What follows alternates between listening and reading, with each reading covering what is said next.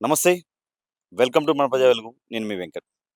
ప్రస్తుతం తెలంగాణ రాష్ట్రంలో ఒక వార్త మాత్రం చాలా సంచలనంగా మారింది. పులిగోనిపల్లి తండ. ఒక గిరిజన తండలో ఒక రామ్‌దాస్ అనే వ్యక్తి కట్టుకున్న భార్యని, కొడుకుని కదతీర్చి, అలాగే కూతుర్ని కూడా చంపే ప్రయత్నంలో కూతురు ఇప్పుడు హాస్పిటల్‌లో చావు బతుకుల మధ్యలో ఉంది. ఇదే ఇష్యూ గురించి మనతో పాటు మాట్లాడడానికి ఉషక్క గారు మాట్లాడిచ్చే ప్రయత్నం చేద్దాం. అక్క నమస్తే. అక్క నమస్తే. ఏదైతే ఒక పులిగోని తండ అనే గ్రామంలో ఒక రామ్‌దాస్ అనే వ్యక్తి కట్టుకున్న భార్యని కడతీర్చారు. అలాగే కొడుకుని కూడా చంపేయడం జరిగింది. కూతురు ఇప్పుడు చావు బతుకుల మధ్య ఉంది. ఎలా చూడక్క? అతను ఎందుకంటే గంజాయికి అలవాటు పడి ఈ దారుణం చేశానని చెప్పి చెప్తున్నారు అక్కడ ప్రజలు. ఇప్పుడు మామూలుగా ఒక తండ్రుంటే పిల్లల్ని అంత సాహసం చేస్తాడా హ్మ్. ఫస్టు? పిల్లల్ని చంపగలుగుతాడా? తండ్రి గాని, తల్లి గాని వాళ్ళ ప్రాణాలు మొత్తం గూడా పిల్లల మీద పెట్టుకొని వాళ్ళు ఆళ్ళ పనాలు, ఆళ్ళ ప్రాణము, వాళ్ళ యొక్క ఆలోచనలు పిల్లల పెరుగుదలలో ఆళ్ళ ఆలోచనలు చూసుకుంటారు. వాళ్ళ భవిష్యత్తు, వాళ్ళ కన్న కలలన్నీ గూడా పిల్లల మీద పెట్టి పెంచుతా ఉంటారు. అట్లాంటప్పుడు ఈ రోజున తను చంపేశాడు అంటే తాన్ తనలో ఉన్న మహమ్మారి ఏదైతే ఉందో గంజాయి, అది ఈ దారుణానికి ఒడిగట్టిందని నేను చెప్తా ఉంటా. ఎందుకంటే ఆ గంజాయిని ఫస్ట్ బంద్ జేయాలి. గంజాయి తాగుతా చాలామంది ఆ గుట్ట మీద ఉంటారని ఆ చిన్న పాప చెప్తా ఉంది. అక్కడున్న వాళ్ళందరూ గూడా చెప్తా ఉన్నారు. ఈ ప్రభుత్వానికి ఇన్ని జరిగినా కూడా సోయి రాట్లేదా? ఎందుకంటే ఈ రోజున స్టూడెంట్సు చెడిపోతున్నారు. ఒక పెళ్ళైన త భర్త చనిపోతున్నాడు. పిల్లల్ని కన్నా తండ్రి చనిపోతున్నాడు. ఏమాత్రం ఆ గంజాయిని, ఈ డ్రగ్స్‌ని, ఈ మందుని బంద్ జేస్తే ఇట్లాంటియి అరికట్టొచ్చు. ఎందుకంటే ఫస్ట్ ఇట్లాంటి ఆటిల మీద చర్యలు తీసుకోవాలి. ఒక కన్న తండ్రిని పిల్ల ఉరిదీయమని చెప్తుంది. ఎందుకో తెలుసా? ఆ పిల్ల బాధ తండ్రి అనేది గూడా మర్చిపోతుంది. నా తమ్ముడిని చంపేసిండు, నా తల్లిని చంపేసిండు, మాకింత అడుక్కొచ్చి అన్నం బెట్టేది. వాళ్ళు బాగా ఉన్నవాళ్ళు కాదు. నా తల్లి ఇంత అడుక్కొచ్చి అన్నం బెట్టేది మాకు. ఆ!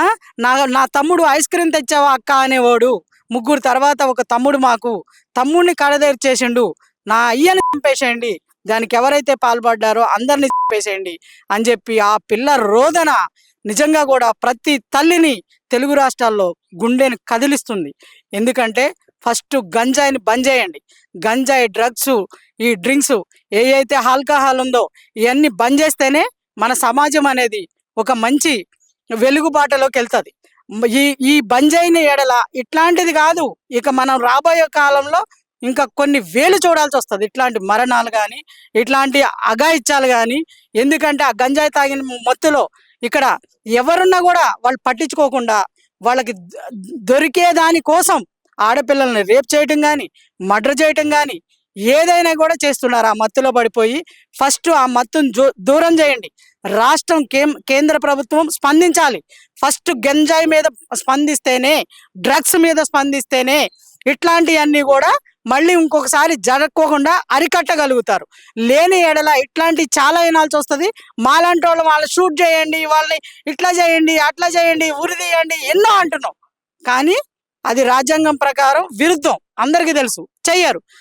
చెయ్యరు గానీ బంద్ జేయాలి. మనం చెడిపోతున్నాంరా బాబు అన్నప్పుడు ఆ చెడిపోకుండా బంద్ చేయడమే మనం తెలుసుకోవాల్సిన, మనకి సోయి రావాల్సింది. ఈ ప్రభుత్వాలకి సోయి రావాల్సిందేంటో తెలుసా? ఫస్ట్ గంజాయిని, డ్రగ్స్‌ని బంద్ చేయండి. ఏదైతే ఇప్పుడు ఆ పాప చెప్తూ కూడా రామ్‌దాస్ అనే వ్యక్తి నా తండ్రి కాదు. ఓన్లీ కవిత ఒకతే మా మమ్మీ. ఇతను డైలీ తాగేసి వచ్చేవాడు. తాగేసి వస్తే కూడా మా మమ్మీ స్నానం చేపిచ్చి, అన్నం పెట్టి, అతనికి మజ్జిగ తాపిచ్చి ప్రేమగా చూసుకునేది. అయినా గాని మా డ్యాడీ ఇంత కిరాతకానికి పాల్గొన్నాడని చెప్పి పాప మాట్లాడుతూ అతన్ని ఉరి తీయండి. కన్న కూతురు తండ్రిని ఉరి తీయమంటుంది. ఆ పాప చెప్తుంది, మా అమ్మ నిమ్మకాయ రసం తాగిచ్చేది, మజ్జిగ తాగిచ్చేది, ఈ ఏమంటారు సీతాఫలం పండ్లు, ఆకులు నలిపి స్మెల్ చూపిచ్చేది, నోట్లో యేసేది రసము. పరి విధాలుగా చెప్తుంది ఆ పాప. ఆ పాప గుండె చాలా గాయపడింది. ఆ పాపని దగ్గరికి తెచ్చుకోవాల్సిన అవసరం గూడా ఈ ఈ రోజున ప్రభుత్వానికుంది. ప్రభుత్వం ఆ పిల్లలిద్దరిని గూడా, ఒక పిల్ల చావు బతుకుల్లో ఉంది. ప్రభుత్వం స్పందించాలి. ఇట్లాంటి స్పందించాలి. ఎళ్ళాలి. మీరు ప్రజల మనుషులు. మీరు ప్రజల కోసం ఓట్లేశారు మీకు. అక్కడున్న ఎమ్మెల్యే గారు గూడా ఇప్పటి వరకు ఎళ్ళలేదు. ఎవరు ఎళ్ళలేదు. ఇట్లాంటి ఆటికి ఎవరు ఎళ్తలేదు. ఎళ్ళాలి. మీరు ఓట్లు అడగటానికి అయ్యా ఓటేయండి, అమ్మ ఓటేయండి అని నమస్కారాలు పెట్టుకుంటూ ఎళ్తున్నారు గదా! ఇట్లాంటివి జరిగినప్పుడు అక్కడ ఉన్నటువంటి ఎమ్మెల్యే గారు ఫస్టు, ఎంపీ గారు, ఎమ్మెల్యే గారు, ఆ రంగారెడ్డికి సంబంధించినోళ్ళు ఎవరైతే ఉన్నారో వాళ్ళందరూ గూడా కలెక్టర్ గారితో సహా అందరూ స్పందించి వాళ్ళ ఇంటికెళ్ళి ఈ సమస్యకు పరిష్కారం చేయాలని జెప్పి మా యొక్క డిమాండ్. అక్క ఇదే ఏదైతే డ్రగ్స్‌కు సంబంధించి ఒక బీఆర్ఎస్ సంబంధించిన ఒక మాజీ ఎమ్మెల్యే కూడా అతని ఫార్మ్ హౌస్‌లో ఇలాగే రేవ్ పార్టీలు అనేది జరిగింది. అక్కడ డ్రగ్స్ పాజిటివ్ వచ్చింది. ఎలా చూస్తారు పైలట్ రోహిత్ రెడ్డి? ఇప్పుడు పైలట్ రోహిత్ రెడ్డి గారు కాదు, సినీ యాక్టర్‌లో పైలట్ రోహిత్ రెడ్డి గారు ఇట్లా ఎక్కడ పార్టీ పెడితే అక్కడ కూడా గంజాయి, డ్రగ్స్ అన్నీ బయటపడుతున్నాయి. బయటపడినప్పుడు ఇది ఒక ఫ్యాషన్ అయిపోయింది. ప్రతి ఒక్కళ్ళకి ఏంటంటే ఒక ఈవెంట్ జరుగుతుందంటే అక్కడ ఏమంటారు, తాగే మందు లేకపోతే పెళ్ళిళ్ళతో సైతం తాగే మందు లేకపోతే అది పార్టీలాగా కనబడతలే జనాలకు ఫస్ట్. కాబట్టి మీ మీ నా నా మనవి అయితే ఇది ఒకటే మా ప్రజల పక్షాన మీరు ఫస్టు ఈ మందుని, ఈ డ్రగ్స్‌ని, ఈ గంజాయిని బంద్ చేస్తేనే మన దేశం మళ్ళీ స్వచ్ఛంద దేశంగా మారుతదని చెప్పి మా యొక్క మనవి. ఇలాంటి ఇలాంటి ఇలాంటి అరికట్టాలంటే ప్రభుత్వాలు ఎలాంటి నిర్ణయాలు తీసుకోవాలసలు? ఇట్లాంటివి లేకుండా మనం బోర్డర్‌లోనే ఆపేసేయాలి. ఈ గంజాయి ఎట్లా వస్తుంది? మీ పర్మిషన్ లేకుండా గంజాయి వస్తదా? మన పర్మిషన్ లేకుండా, తల్లి, తండ్రి పర్మిషన్ లేకుండా మన ఇంట్లోకి వేరే ఏమన్నా వస్తాయా? అది మనకు తెలిసే కదా! మన పిల్లల్ని తీసుకొస్తుంటే వాళ్ళని మనం ఏం చేయాలి? బాబు ఇది తీసుకొస్తున్నావు. ఇది మనం కొనలేదు. ఒక కోడిగుడ్డు షాప్ దగ్గర నుంచి తీసుకొచ్చిండు.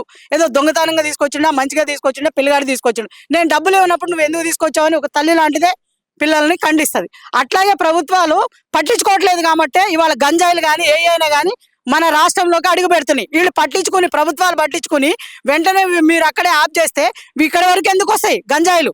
ఈ స్కూళ్ళలోకి ఎందుకు వస్తాయి? కాలేజీల్లోకి ఎందుకు వస్తాయి? రోడ్డు సైడ్ ఎందుకు ఉంటాయి? మీరు ప్రాణాలు తీస్తానికి వచ్చిరా, లేకపోతే ప్రాణాలు పోయటానికి వచ్చిరా? మీరు జాబులు, ఉద్యోగాలు ఇవన్నీ ఇస్తున్నారు, పర్వాలేదు, మంచిది, మంచి చేస్తున్నారు. కానీ ఇట్లాంటి డ్రగ్స్, గంజాయిలు ఇలాంటివన్నీ కూడా బార్ షాపులు కూడా బంద్ చేయాలి. బార్ షాపులు పెడుతున్నారు, ఫైన్లు వేస్తున్నారు. పెట్టేది ఎవరు తప్పు? ఆ బార్ షాపులకు మీరు ఎందుకు ఇస్తున్నారు? మీరు ఎందుకు పర్మిషన్లు ఇస్తున్నారు? మీరు పర్మిషన్లు ఇవ్వబట్టే మా పిల్లలు పాడైపోతున్నారు. ఫస్ట్ మీరు పర్మిషన్లు ఇస్తున్నారు, డ్రంక్ అండ్ డ్రైవ్ అని చెప్పి మూతి దగ్గర పెడుతున్నారు. మిమ్మల్ని అసలు ఆ బార్ షాపులు ఎందుకు పెట్టమన్నారు? ఎక్కడన్నా అమ్మితే తోలు తీస్తాం బిడ్డ అని చెప్తే బార్ షాపులు పెడతారా? మీరు పర్మిషన్లు ఇస్తేనే కదా వస్తున్నాయి. ఇవన్నీ బంద్ చేసేయాలి. మత్తుకు సంబంధించిన అన్ని బంద్ చేయాలి. ఇది మా రిక్వెస్ట్. చివరిగా ఇప్పుడు రామ్‌దాస్ అనే వ్యక్తి ఎవరైతే భార్యని హత్య చేయడం జరిగిందో అలాంటి వ్యక్తికి ఎలాంటి శిక్ష పడితే కరెక్ట్ అంటారు? శిక్ష అనేది ఫస్ట్ వాళ్ళ పాపే చెప్తుంది ఉరిదీయాలని. దీనికి ఒక మంచి జీవో పాస్ చేయాలి. ఎవరైతే అత్యాచారాలు చేస్తున్నారో, ఎవరైతే ఇట్లా చంపేస్తున్నారో, ఎవరైతే విశిక్షణ జ్ఞానం కోల్పోయి పనులు చేస్తున్నారో వీళ్ళందరి మీద కూడా ఒక మంచి జీవో పాస్ చేయాలి. వెంటనే ఇట్లాంటి జీవో పాస్ చేసిన వాళ్ళకి తక్షణమే ఒక 5 నుంచి 10 మందిని చేస్తేనే మొత్తం దేశమంతా అలర్ట్ అవుతుంది. ఒక్కడిని చేస్తేనే అలర్ట్ అవుతుంది. ఎందుకో తెలుసా? ప్రాణాలు పోతాయి అనే భయం అనేది మనిషికి, తాగినోడికి కూడా విశిక్షణ జ్ఞానం ఉంటుంది, లేదని మీరు అనుకోకండి. తాగితే మన ఇంటికే ఎందుకు వస్తాడు? పక్కోడి ఇంటికి ఎందుకు పోడు? తెలివి ఉంటుంది. ఒక్కసారి ఇట్లా జరిగితే నన్నేమి చేయరు, నేను తాగి ఉన్నా కదా, తాగి ఉంటే కేసులు కూడా కట్టరు కదా, తాగి ఉన్నా కదా అని చెప్పేసి చేసేస్తున్నారు. అది